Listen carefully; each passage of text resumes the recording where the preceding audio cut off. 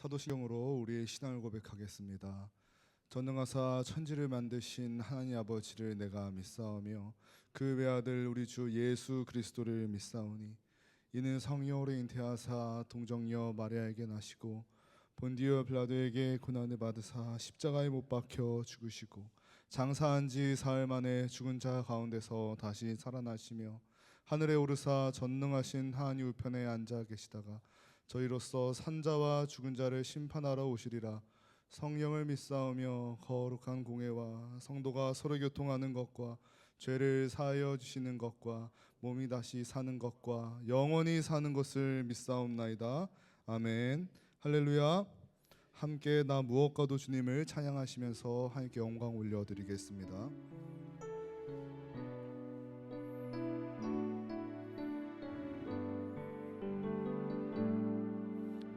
나 무엇과도 주님을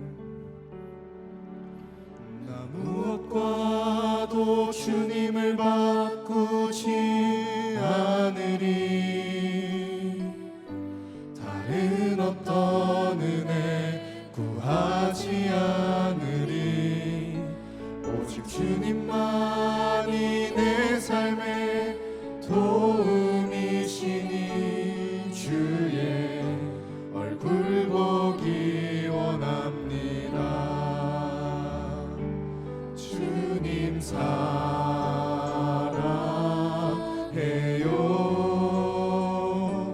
온 맘과 정성 다해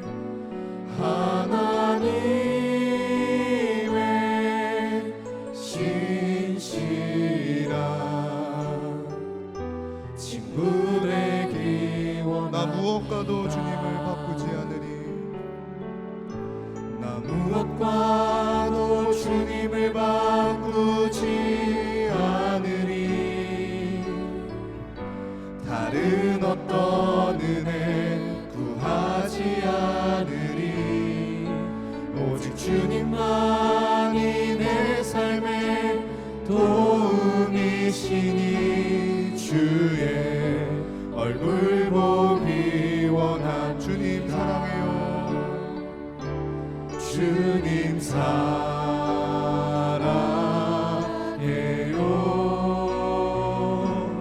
온 맘과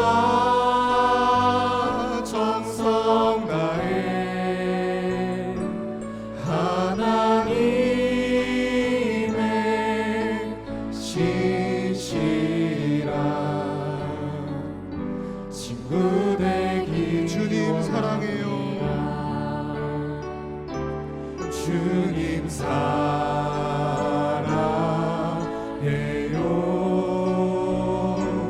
온 맘과 정성 다해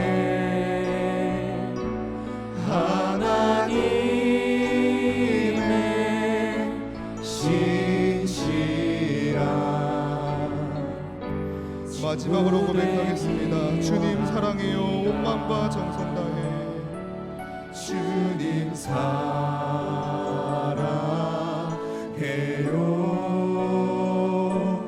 온 맘과 정성 다해 하나님의 신실한 친구 되기 원합니다. 아멘. 이 시간 찬양할 때 함께 박수 치면서 찬양하겠습니다.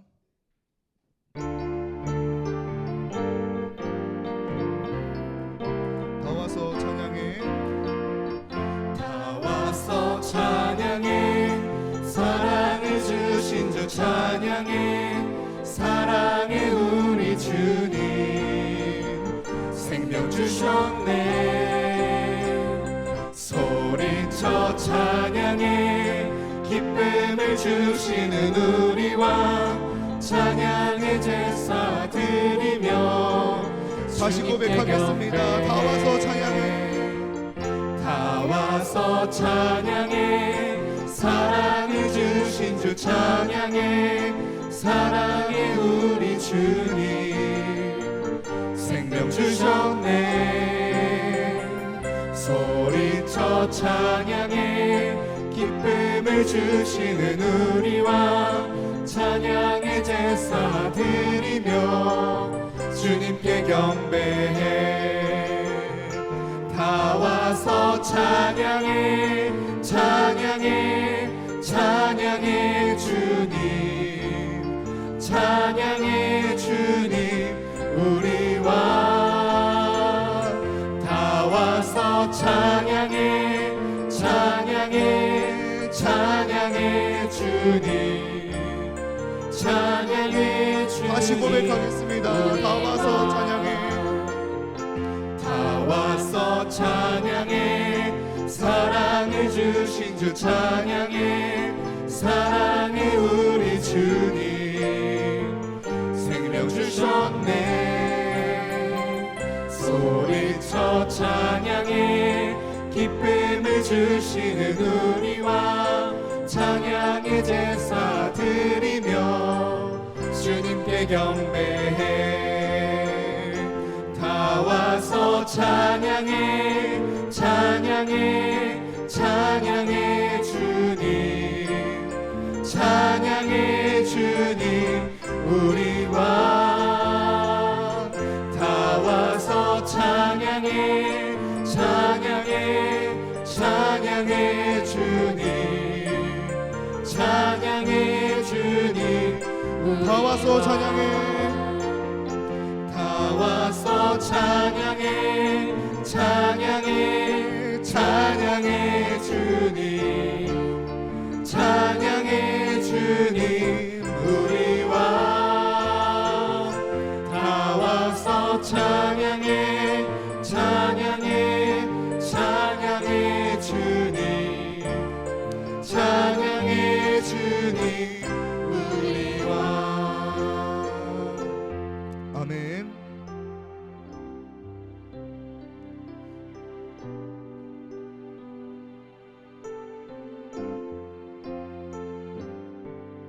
눈을 들어 주를 보라. 눈을 들어 주를 보라. 주의 영광을 보라. 눈을 들어 주를 보라. 주의 영광을 보라. 주는 빛 거룩과 진리 능력에 주의 영광 나타나셨네. 선포하라 선하신 주. 주의 인자는 영원하니라. 선포하라 선하신 주. 주의 인자는 선포하라 선하신 주. 선포하라 선하신 주. 주의 인자는 영원함이라. 선포하라 선하신 주. 주의 인자는 영원함. 눈을 들어 주를 보라. 눈을 들어 주를 보라.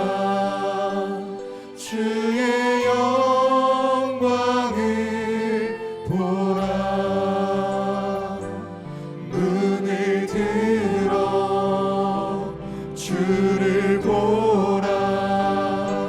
주의 영광을 보라. 주는 빛 거룩과 진리 능력에 주의 영광 나타나셨네. 선포하라 선하신 주.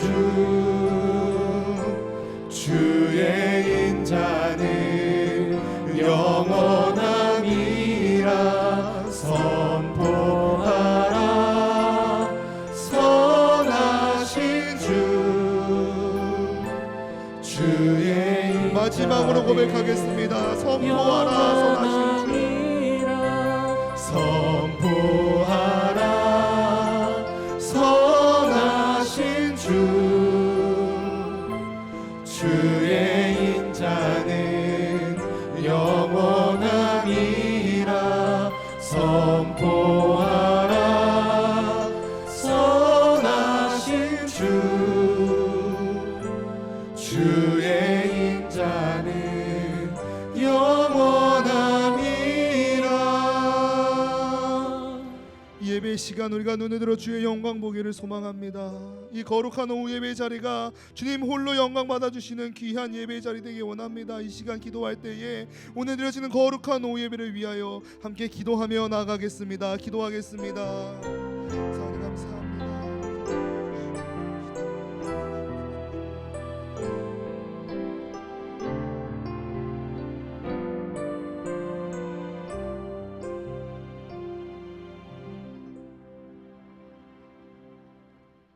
하나님 아버지, 주일 오후 예배를 드리게 하시니 감사합니다. 우리의 예배를 가장 기뻐하시는 주님, 찬송과 경배로, 기도와 감사로, 말씀의 은혜가 충만한 예배로 인도하소서. 세상 가운데 살면서 죄가 죄인지 모르고 감사하지 않고 불평과 불만, 시기 질투하며 보냈던 것을 회개합니다. 용서하여 주시고 날마다 깨닫고 변화되게 하여 주시옵소서. 지난주 러브투게더를 통해 주께 나온 영혼들이 하나님의 사랑을 알게 하시고 기쁨으로 믿음 생활할 수 있도록 도와주시고 성도들과 함께 기도하며 정착할 수 있도록 돕는 우리 교회가 되게 하소서. 병중에 있는 성도들을 긍휼히 여기시는 주님, 주님의 능력의 손으로 안수하시고 회복되어 주의 전에 함께 나와 예배할 수 있도록 은혜를 내려 주옵소서.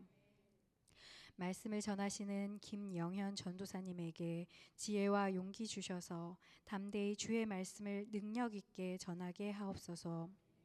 둘로스 찬양대의 찬양을 기뻐 받으시고 은혜가 넘치는 입술의 고백이 되게 하옵소서. 모든 말씀 예수님 이름으로 기도드립니다. 아멘.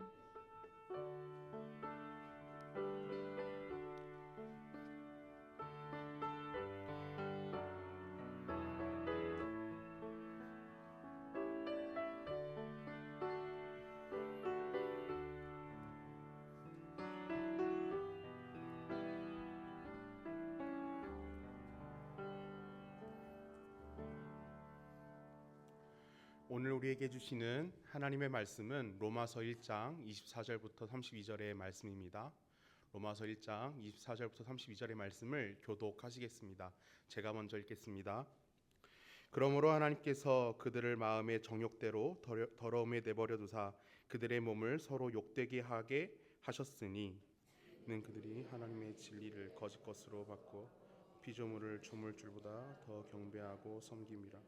주는 곧 영원히 찬송할 이시로다. 아멘. 이 때문에 하나님께서 그들을 부끄러운 욕심에 내버려 두셨으니 곧 그들의 여자들도 순리대로 쓸 것을 바꾸어 영리로 쓰며 그와 같이 남자들도 순리대로 여자 쓰기를 서로 향하여 음욕이 부릴 듯하며 남자가 남자와 더불어 부끄러운 일을 행하여 그들의 그릇됨과 상당한 범을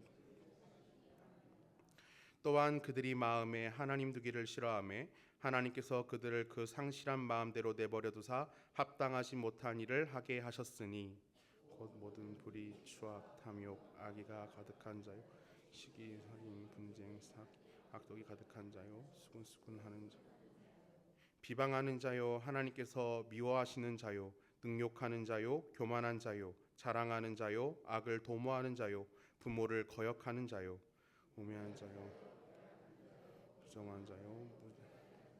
함께 읽으시겠습니다.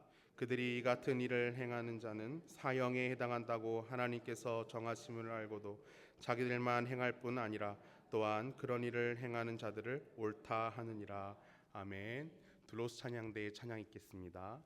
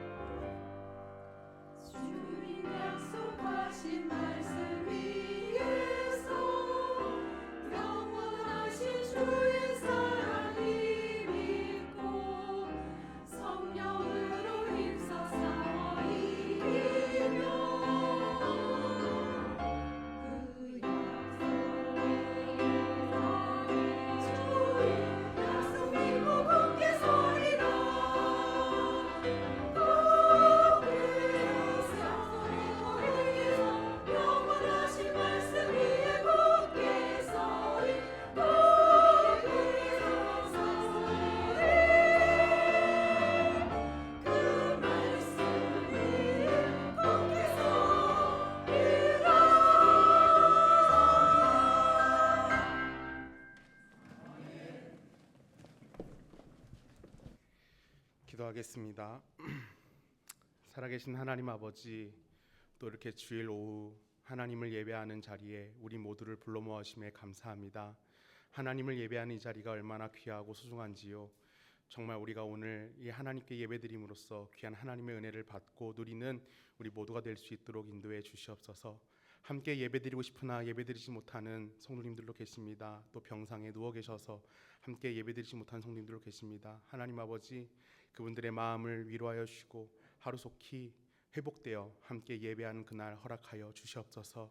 하나님의 말씀 듣습니다. 말씀 전하는 자의 입술에 기름 부으셔서 말씀의 지혜와 십과 능력 더하여 주시고 또 함께 말씀 듣는 모든 성도님들 가운데 동일한 은혜 허락하여 주시옵소서. 함께하여 주시는 진실로 감사합니다. 살아계신 주 예수님의 이름으로 기도드렸습니다. 아멘. 할렐루야. 앞뒤 좌우 이렇게 인사하실까요? 사랑합니다. 축복합니다. 네. 오늘 말씀을 통해 함께 귀한 은혜 누리길 소망합니다. 네, 그동안 바울은 로마서 1장을 통해서 복음은 무엇인지 말씀을 하면서 예수 그리스도의 복음이 얼마나 능력이 있는지에 대하여 나눈 다음 이 복음이 왜 필요한가, 그 이유에 대하여 1장 18절부터 말씀하고 있습니다. 이 세상은 하나님의 진노가 나타날 수밖에 없는 불의로 가득 찬 곳이지만 그렇기 때문에 복음이 필요함을 역설적으로 말씀하고 있는 것입니다.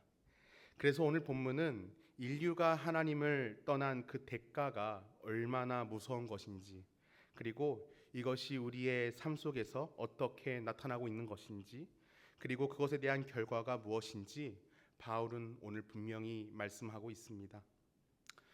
이것을 알아야 우리에게 주신 복음이 얼마나 귀하고 소중한 것인지 우리는 깨달을 수 있습니다. 오늘 말씀을 통하여 하나님을 더욱 가까이 하고 이 귀한 복음을 온전히 믿고 따르는 우리 모두가 되길 간절히 소망합니다. 오늘 본문의 핵심 단어는 내버려 두심입니다. 이 내버려 두심이라는 표현이 오늘 본문에서 세 차례나 등장합니다. 24절에 하나님께서 그들을 마음의 정욕대로 더러움에 내버려 두사, 26절에 하나님께서 그들을 부끄러운 욕심에 내버려 두셨으니, 28절에 하나님께서 그들을 상실한 마음대로 내버려 두사, 이렇게 세 차례나 나타나고 있습니다. 그렇다면 내버려 두심이라는 표현은 어떤 뜻으로 쓰였을까요? 원어로 살펴보면 그냥 내버려 두는 소극적인 표현이 아니라 누군가에게 완전히 내어주다, 넘겨주다 라는 뜻으로 쓰는 적극적인 표현입니다. 그래서 로마 교회에서 낭독되고 있는 이 바울의 편지를 듣고 있던 유대인 독자들은 파라디도미라는 단어를 들으며 바울도 편지를 보내면서 이를 의도했었겠지만 이들은 자연스럽게 구약의 장면들을 떠올렸을 것입니다. 구약을 보면 하나님께서 이스라엘 백성들이 하나님 앞에서 범죄하고 불순종을 하면 이방의 대적들의 손에 이스라엘 백성들을 넘기시는 모습을 보입니다. 대표적으로 사사기 2장 14절은 이렇게 말씀하고 있습니다. 여호와께서 이스라엘에게 진노하사 노략하는 자의 손에 넘겨주사 그들이 노략을 당하게 하시며 또 주위에 있는 모든 대적의 손에 팔아 넘기심에 그들이 다시는 대적을 당하지 못하였으며, 하나님께서 범죄한 이스라엘에게 진노하셔서 노략하는 자의 손에 넘기시고 모든 대적의 손에 넘기셨다라고 말씀하고 있습니다. 그래서 이스라엘 백성들이 그들의 압제 속에서 고통당하다가 결국 하나님을 다시 찾고 그분 앞에서 아우성을 치는 모습이 구약 역사에서 반복되어지고 있는 패턴입니다. 오늘을 살아가고 있는 사람들도 마찬가지입니다. 모든 사람은 죄를 안 지을 때가 없습니다. 모든 사람은 매일매일 죄를 반복해서 짓습니다. 그런데 하나님께서 이렇게 날마다 죄를 짓고 있는 그런 모습을 보시면서 진노하시고 막 번개를 내리실 법도 한데, 오늘도 멀쩡하게 살아있을 때 이런 생각을 할 수 있습니다. 이 정도 죄는 괜찮나 보다. 그런데 하나님의 내버려 두심은 다시 한번 말씀드리지만 하나님께서 포기하시고 그냥 넘기신 것입니다. 하나님께서 포기하시고 넘기신 데는 그 이유가 있습니다. 본문 25절은 그 이유에 대하여 이렇게 말씀하고 있습니다. 이는 그들이 하나님의 진리를 거짓 것으로 바꾸어 피조물을 조물주보다 더 경배하고 섬김이라. 주는 곧 영원히 찬송할 이시로다. 아멘. 하나님께서 사람을 창조하실 때 하나님의 형상대로 창조하셨습니다. 하나님의 형상대로 창조되었다는 것은 하나님을 예배하기 위해 창조되었다라는 것입니다. 이사야 43장 21절에는 이 백성은 내가 나를 위하여 지었나니 나를 찬송하게 하려 함이니라 말씀하고 있고, 웨스트민스터 소유리 문답 제1문은 사람의 제일 되는 목적에 대하여 하나님을 영화롭게 하는 것과 영원토록 그를 즐거워하는 것이라고 답하고 있습니다. 그런데 아담이 불순종함으로 인류에 죄가 들어왔습니다. 죄가 들어왔다는 것은 예배의 대상이 조물주에서, 창조주에서 피조물로 바뀌었다라는 뜻입니다. 하나님을 바라보며 살아왔던 사람이 이제 땅의 것을 바라보며 살아간다라는 그런 뜻입니다. 그래서 눈에 보이는 가치에 매몰되어 돈을 사랑하고 명예를 사랑하고 권력을 사랑하고 그 힘을 가져다 줄 것 같은 우상을 찾아 그 우상에게 절을 하고 섬기는 것입니다. 이런 모습은 자신의 성공을 위해 우상을 섬기는 것처럼 보이지만 창세기 3장 5절의 뱀의 그 한마디의 말이 우상 숭배의 본질을 꿰뚫는 말인 것입니다. 너희가 그것을 먹는 날에는 너희 눈이 밝아져 하나님과 같이 되어 선악을 알 줄 하나님의 아심이니라. 하나님을 예배해야 하지만 죄가 들어오므로 하나님께 나아갈 수 없습니다. 그래서 겉으로는 대체물인 우상을 숭배하지만 실상은 자신이 모든 것의 주인이 되고 지배자가 되어 마음대로 살아가길 원하는, 결국 자기 자신을 숭배하는 것, 이것이 죄입니다. 그래서 하나님께서 그런 그들을 마땅한 대가를 치르게 하시는 방식이 벌에 내버려 두시는 것입니다. 또한 내버려 두시는 문제는 관계의 문제입니다. 저는 결혼을 하지 않았습니다만 저의 부모님께서 저를 훈육하시는 모습을 생각해 보면서 이 문제를 바라보게 되었습니다. 보통 부모님은 자기 자식의 일에만 관여를 합니다. 만약에 제가 학원을 가야 하는데 학원을 가지 않고 친구들과 어디를 놀러 가다가 들켰다라고 가정을 했을 때 부모님은 저를 혼낼까요? 아니면 제 친구들을 혼낼까요? 보통 당연히 저를 혼낼 것입니다. 왜냐하면 저는 부모님의 아들이기 때문입니다. 제 친구들은 저희 부모님과 아무런 상관이 없습니다. 내버려 두는 것은 이런 관계의 문제입니다. 하나님께 속해 있으면 하나님께서는 당연히 즉각적으로 관여하실 것입니다. 그런데 죄로 인해 하나님과 관계가 끊어졌으니 하나님께서 그냥 내버려 두시는 겁니다. 아무 상관이 없기 때문에 내버려 두시는 것입니다. 이 내버려 두심의 모습이 어떠한지에 대하여 26절부터 27절은 이렇게 말씀하고 있습니다. 이 때문에 하나님께서 그들을 부끄러운 욕심에 내버려 두셨으니 곧 그들의 여자들도 순리대로 쓸 것을 바꾸어 영리로 쓰며 그와 같이 남자들도 순리대로 여자 쓰기를 버리고 서로 향하여 음욕이 부릴 듯하며 남자가 남자와 더불어 부끄러운 일을 행하여 그들의 그릇됨에 상당한 보응을 그들 자신이 받았느니라. 아멘. 순리대로 쓸 것을 영리로 쓴다는 말씀은 하나님께서 이 세상을 창조하실 때 세우신 질서에서 역행하였다라는 것입니다. 하나님께서는 남자는 여자를, 여자는 남자를 사랑하도록 그렇게 창조하셨습니다. 그런데 이것을 거슬러서 동성애, 남자가 남자를, 여자가 여자를 향하여 음욕을 품고 부끄러운 일을 행하는 것에 대하여 말씀은 분명히 악한 죄다라는 것을 분명히 말씀하고 있습니다. 이때 당시 로마 제국의 배경 속에서 우리가 살펴보면 당시 로마 제국은 정치적, 경제적으로는 최고의 전성기를 구가했었지만 영적, 도덕적, 성적으로는 극도로 타락했던 그런 시대였습니다. 특히 본문에서 말하는 동성애의 문제는 로마 상류층과 또 그들의 문화 전반에 깊이 뿌리 박힌 관습이었습니다. 로마의 가장 우두머리라고 할 수 있는 그 황제, 바울이 로마의 편지를 썼을 당시에 황제가 바로 네로였는데 네로도 남색가였고 네로 이전의 15명의 황제 중 클라우디우스를 제외한 나머지 14명이 모두 남색가였습니다. 그리고 황제뿐만 아니라 로마에서 힘이 있다고 하는 유력한 사람들은 자신보다 신분과 지위가 낮은 사람들을 상대로 그런 부끄러운 일들을 행했던 것입니다.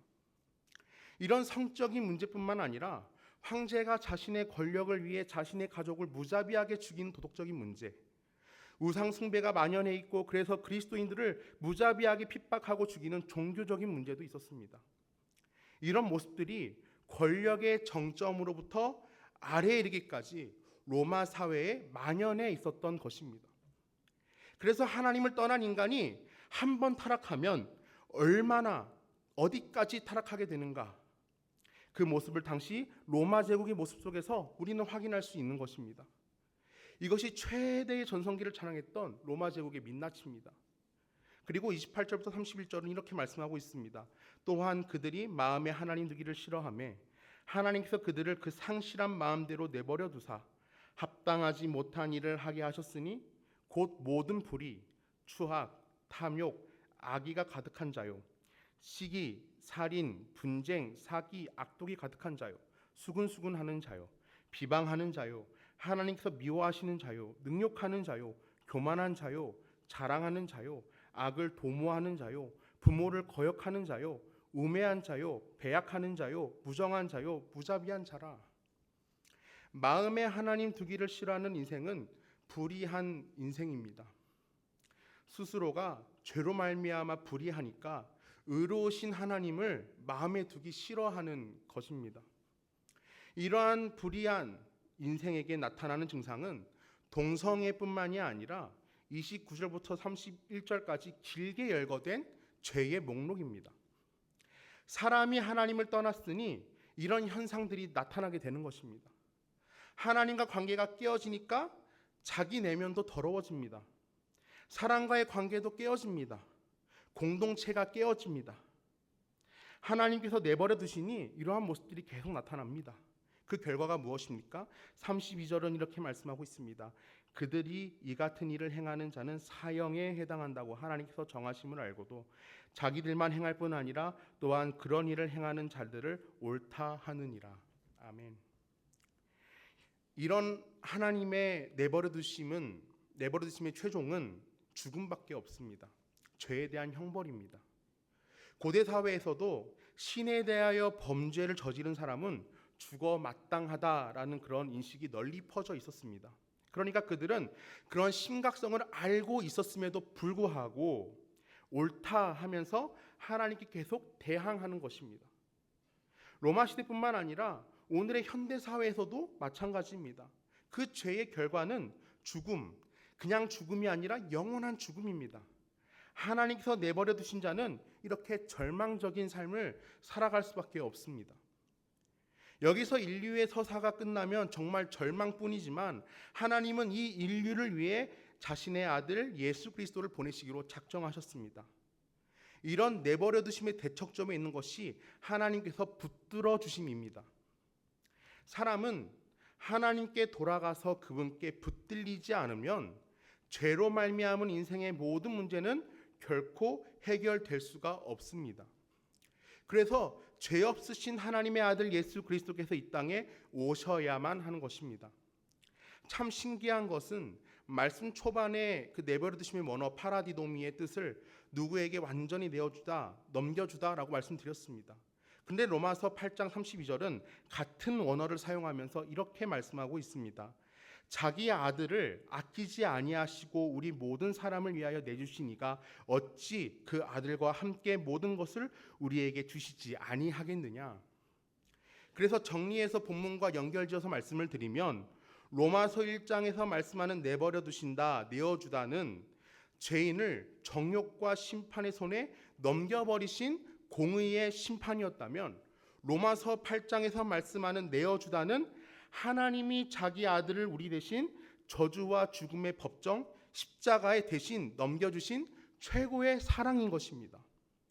하나님께서 아들 예수 그리스도를 십자가에 내버려 두셨을 때 예수 그리스도는 하나님과 단절의 고통을 오롯이 온몸으로 다 감당하셔야만 했지만 우리는 하나님과의 관계가 다시 회복되어 하나님 안에서 붙들어 주시는 은혜를 누리게 되었습니다.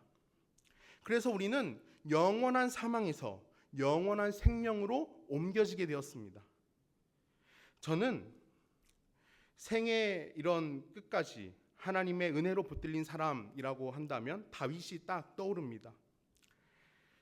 다윗이 인생의 노년기를 쭉 회고하면서 고백한 것이 시편 23편입니다.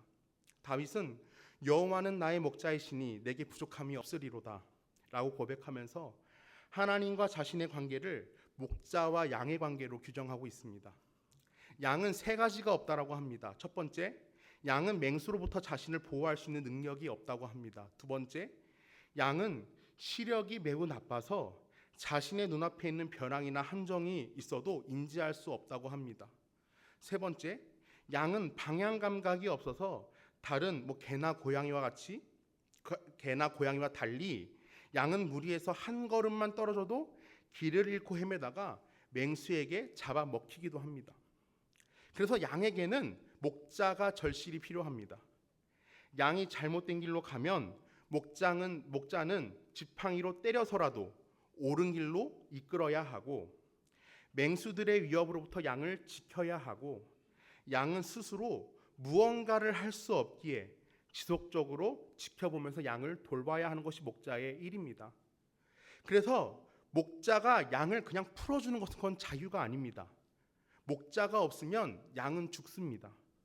그래서 다윗의 삶에 푸른 초장과 쉴만한 물가뿐만 아니라 여러 해가 도사리는 사망의 음침한 골짜기를 지나는 인생의 굴곡이 많았음에도 불구하고 내게는 부족함이 없었다는 그 고백은 그래도 나의 삶이 힘들었어도 하나님께 붙들렸으니 그것이 은혜였다는 다윗의 고백인 것입니다. 그래서 주의 지팡이와 막대기가 나를 보호하시는 것은 하나님의 지나친 간섭이 아니라 하나님의 사랑입니다. 그 선한 목자가 우리에게 오신 것입니다. 우리의 삶의 말씀을 대입해 보겠습니다. 하나님과 관계가 회복되어 붙들림 받은 우리의 인생이지만 때로는 이런 불편함이 생길 때가 있는 것 같습니다. 무언가 나의 자유가 박탈이 된 것 같다. 이제 내가 원하는 대로 살아갈 수 없겠구나. 맞습니다. 평일 땀 흘리며 열심히 일하다가 제대로 쉬지도 못하고 피로를 회복할 틈도 없이 주일에 교회 나와서 예배드리고 봉사하고 섬기는 이 섬김이 얼마나 힘이 들고 또 수고롭습니까? 그런데 잘 생각해 보면 제가 아까 이제 부모님과 자녀의 그 비유를 말씀드렸지만 자식의 입장에서 부모님 말씀에 순종하는 것은 힘들고 어려운 일입니다. 아침에 일찍 일어나 학교에 가는 것도 힘든데 이제 학교 갔다가 친구들이랑 조금 머리도 식히고 쉬면서 놀고 싶지만 놀지도 못하고 바로 학원에 가야만 하는 아이도 얼마나 힘이 들까요? 그럼에도 불구하고 왜 학원에 갈까요? 좋게 표현하면 학원을 빠지고 친구들과 노는 것을 부모님께서 기뻐하시지 않으시니까. 나쁘게 표현하면 부모님께 혼나니까 그런 부모님을 생각해서 발걸음을 학원으로 옮기는 것입니다. 그래서 지금 당장은 힘들어도 나중에 성인이 되면 그 부모님의 마음을 조금이라도 깨닫게 되는 것입니다. 부모님의 사랑을 알게 되는 것입니다. 부모님이 내가 공부 잘해서 훌륭한 사람이 되라고 지도하신 것이구나. 이를 위해 부모님께서 나를 위해 큰 고생을 하셨구나. 부모와 자녀의 관계가 올바르게 형성이 될 때 이런 마음이 생기게 되는 것입니다. 우리의 신앙생활도 마찬가지입니다. 우리는 하나님께서 살아계심을 알게 되었습니다. 우리를 살리시기 위해 아들 예수 그리스도를 보내주신 그만큼 우리를 사랑하신다는 것을 우리는 알게 되었습니다. 그분이 우리의 삶을 지켜보심을 우리는 알게 되었습니다. 그러면 우리의 삶은 어떠해야 할까요? 하나님을 영화롭게, 하나님을 기쁘시게 하기 위해 그분을 의식하는 삶을 살아가야 하는 것입니다. 순종하는 것은 어렵습니다. 내 뜻을 포기해야 하기 때문입니다. 그러나 부족한 나를 하나님의 자녀로 택하셔서 순종의 자리로 나아가게 하시는 그것이 바로 은혜입니다. 지금 당장은 그 하나님의 뜻을 이해할 수 없지만 시간이 지나 깨달아지는 것이 있을 것이고 나중에 하나님께 나아갈 때 깨닫게 되는 것들이 있을 것입니다. 어찌되었든 중요한 것은 날마다 우리는 하나님을 신뢰하는 것, 하나님께 붙들려서 정말 하나님의 그 은혜에 붙들려서 살아가는 것, 그 하나님의 은혜로 그 기쁨을 누리시는 우리 모두가 되시기를 간절히 소망합니다. 이제 말씀을 맺도록 하겠습니다. 사랑하는 성도 여러분, 오늘 내버려 두심 그리고 붙들어 주심에 관하여 말씀을 나눴습니다. 하나님과 단절이라는 이런 죄와 불의 가운데 내버려진 인생은 그것이 자유인 줄 알고 죄 속에서 허우적거리다가 결국 그 영혼은 영원한 죽음을 맞게 됩니다. 그러나 복음에는 하나님의 의가 나타나서 믿음으로 믿음에 이르게 하나니 오직 의인은 믿음으로 말미암아 살리라 라는 17절의 말씀과 같이 우리가 예수 그리스도의 복음, 그 안에 나타나는 하나님의 의가 믿고 순종하는 자에게 큰 능력이 될 것입니다. 그런 우리의 삶을 하나님은 당신의 의롭고 강한 오른손으로 더욱 굳세게 붙잡아 주실 것입니다. 이사야서 41장 10절은 이렇게 말씀하고 있습니다. 두려워하지 말라, 내가 너와 함께함이라. 놀라지 말라, 나는 내 하나님이 됨이라. 내가 너를 굳세게 하리라. 참으로 너를 도와주리라. 참으로 나의 의로운 오른손으로 너를 붙들리라. 또한 다윗은 시편 63편 8절에서 이렇게 고백하고 있습니다. 나의 영혼이 주를 가까이 따르니 주의 오른손이 나를 붙드시거니와. 사랑하는 성도 여러분, 신앙생활을 하다가 힘겨울 때도 있고 고통의 한숨을 내쉴 때도 있지만 그럼에도 불구하고 하나님께 붙들리는 것이 은혜입니다. 그래서 이번 한 주도 나를 구원하신 하나님의 은혜에 감사하며 하나님을 영화롭게 또 하나님을 기쁘시게 하기 위해 순종하며 살기로 결단하며 그 순종의 기쁨을 누리는 모두가 되시기를 간절히 소망합니다. 기도하겠습니다. 살아계신 하나님 아버지, 죄 가운데서 호적거리던 우리 영혼을 사랑하셔서 그럼에도 불구하고 사랑하셔서 아들 예수 그리스도를 보내주셨고 그 은혜로 살게 하시니 감사합니다. 하나님께서 우리를 붙들어 주심이 은혜입니다. 정말 날마다 우리가 어디서 무엇을 하든 하나님의 인도하심 따라 하나님의 은혜로 살아갈 수 있도록 우리 모두와 함께하여 주시옵소서. 지금 바깥에 아직도 죄 가운데 허우적거리며 내버려 두심 가운데 있는 영혼들이 너무나 많습니다. 살아계신 하나님 아버지, 그들도 하나님 우리가 찾아가 복음 전하고 그들에게 정말 하나님의 사랑을 전함으로써 그들도 하나님께 붙들림 바 되어줄 수 있도록 우리를 사용하여 주시고 우리 교회를 사용하여 주시옵소서. 이번 한 주도 그런 놀라운 은혜가 충만히 넘칠 수 있도록 우리 모두 함께 하실 줄 믿사오며 살아계신 주 예수님의 이름으로 기도드렸습니다. 아멘. 네, 다음 주 찬송가 516장 찬송가.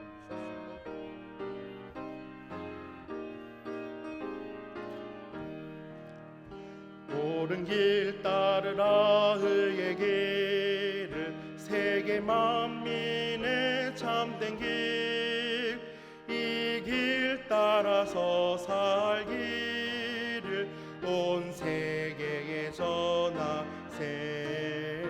만 백성이 나갈 길, 어두운 밤 지나고 동 뜬다.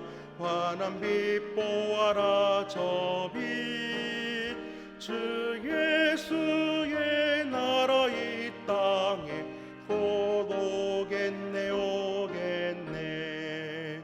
주 예수 따르라 승리의 주, 세계 만민이 나가 길과 진리요 참 생명 내 창검을 부수고 다 따르라와 평화. 어두운 밤 지나고 동 튼다. 환한 빛 보아라 저 빛, 주 예수의 나라 이 땅에 곧 오겠네 오겠네. 놀라운 이 소식 알리어라. 세계 만민을 구하려 내 주 예수를 보내신 참 사랑의 하나님. 환한 백성이 따르길 어둠 밤 지나고 동튼다 환한 빛 보아라 저 빛 주 예수의 나라 이 땅에